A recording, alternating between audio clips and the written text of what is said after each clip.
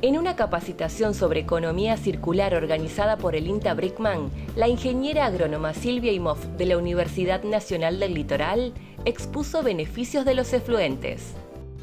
Los sistemas se están intensificando, lo que implica, sobre todo lo que es tambo, implica una mayor producción de desechos, ¿sí? Y hoy ya los sistemas están evolucionando justamente por tener más animales, más orina, más heces, mayor higiene en los tambos, entonces mayor lavado, mayor consumo de agua. A eso le tenemos que sumar mayor exigencia en cuanto a cuidado del ambiente. Y bueno, tenemos que empezar a pensar qué se hace con esos desechos. O tenemos animales bajo a corral abierto o vacas bajo galpones en camas.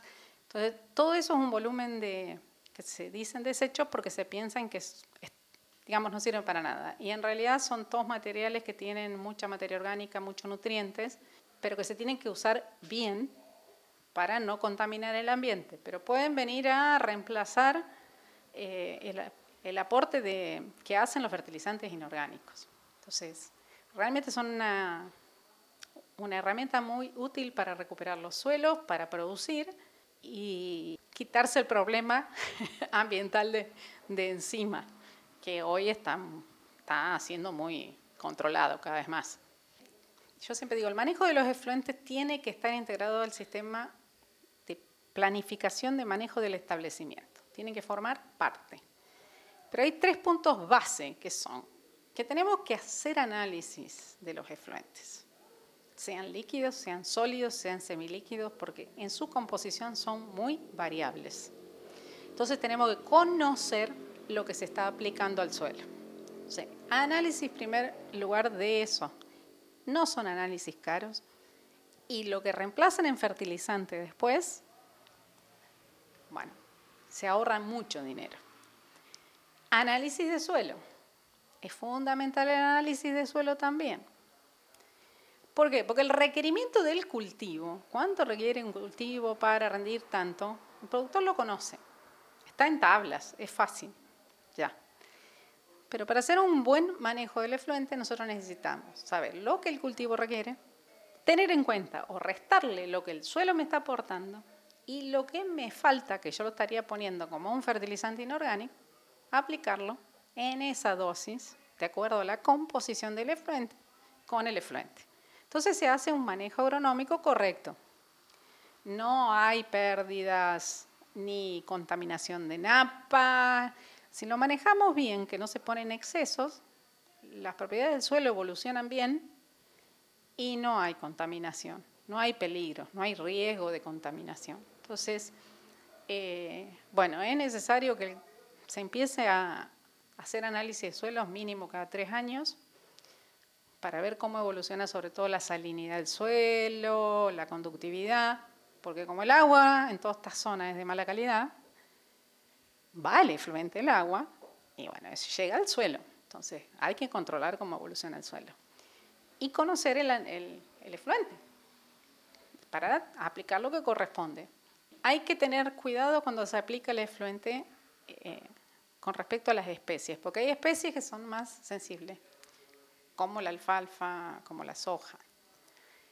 Sobre todo la alfalfa, si se aplica un efluente líquido, tiene mucho amonio y le pasa como cuando se aplica amonio con un fertilizante inorgánico, ¿sí? Que aparecen las hojas de maíz todas medias chamuscadas, amarillas. Bueno, en el caso de la alfalfa, lo pastorean, cuando la alfalfa está rebrotando, le aplican y queman todos esos brotecitos. Entonces tiene que volver a rebrotar. Entonces, si se hace muy seguido, lo que se hace es provocar muerte de plantas. Se acelera la mortandad de las plantas, el agotamiento de la planta. Entonces, por ahí no aplico porque necesito una vez, sí, pero no es a cada corte aplicar, porque voy a tener problemas de reducir la vida útil de la pastura. Si hay una gramínea que va a cosecha, son las que más demandan nitrógeno. Entonces, si va a cosecha, yo puedo estar aplicando, dependiendo del sistema que tengo, más de una vez durante el ciclo de cultivo y no voy a tener problemas. Ahora, si yo la voy a aplicar sobre una avena, va a estar súper feliz. La aplico, va a haber un rebrote, una respuesta bárbara. Ahora, si yo la aplico cerca del momento del pastoreo, el animal ya no la come. Entonces, esas cosas son las que hay que ir mirando. ¿Qué hacer para esparcir los líquidos, los sólidos en el momento adecuado? Es una pregunta que me hacen. Bien, primero por eso digo que hay que tener en cuenta todo el sistema que se tiene en el campo. Entonces, las rotaciones de cultivo, porque eso me permite identificar la brecha que tengo entre un cultivo y el otro, que me determina los días en los que yo puedo estar aplicando. Entonces, esas son las brechas ideales. No tengo cultivo, aplico. ¿Sí? O estoy haciendo un cultivo de cobertura que después queda sobre el suelo, aplico sobre... Esas son las ventanas ideales. Si no es suficiente porque tengo mucho efluente, tengo que empezar a ver la aplicación sobre cultivo, pero ahí es donde hay que empezar a tomar cuidado a qué se destina el cultivo, qué tipo de cultivo es. Pero los momentos son esos. Una de las preguntas frecuentes que los productores hacen es cómo dosificar, porque obviamente en los distintos tipos de efluente que hay, los líquidos, los semilíquidos, los sólidos, las pérdidas de nitrógeno que van a la atmósfera como gas de efecto invernadero varían, son mayores en el verano que en el invierno. Si es uno sólido ya durante toda la producción pierde mucho, en cambio en un líquido lo va a perder en el campo. Entonces, ¿cómo establecer las dosis? Para comenzar no es difícil establecer las dosis, para nada.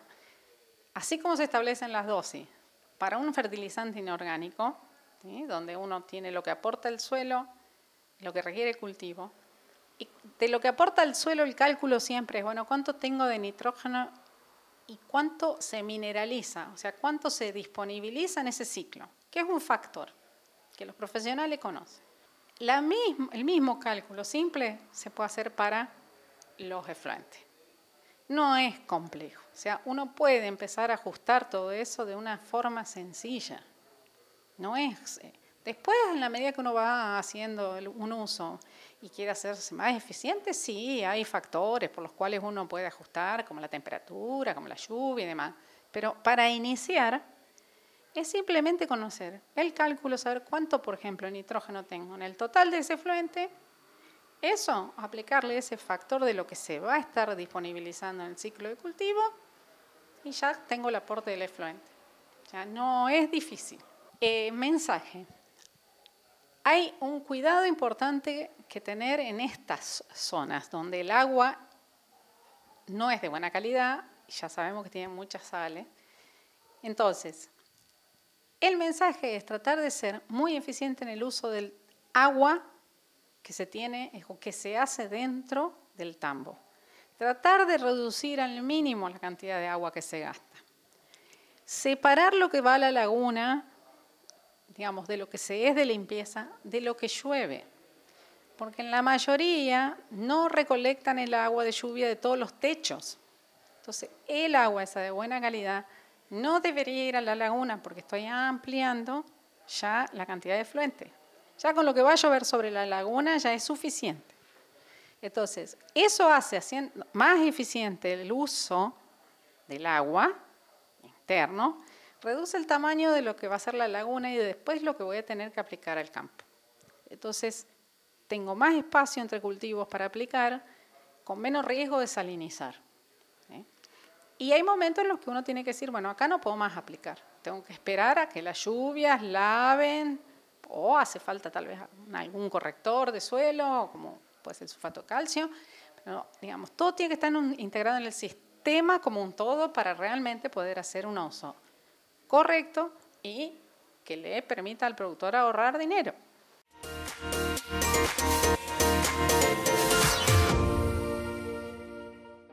De esta manera cerramos la segunda parte del programa. No se vayan, que enseguida volvemos.